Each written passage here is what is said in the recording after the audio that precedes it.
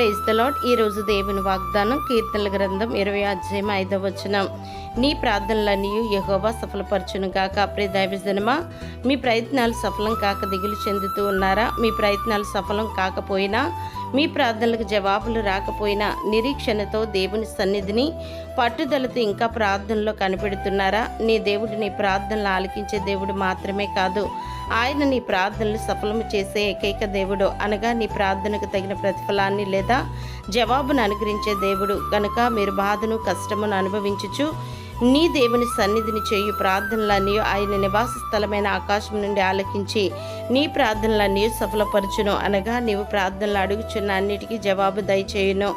అంతేకాదు, నీ మార్గం ఆయనకు అప్పగించుము. నీ ఆత్మయాత్రలో నీవు వేసే ప్రతి అడుగును ఆయన స్థిరపరిచి నీ ఆలోచనలన్నిటినీ, నీ కార్యములన్నిటినీ ఆయనే సఫలము చేయును. దేవుడు మిమ్మల్ని దీవించును గాక. ఆమెన్.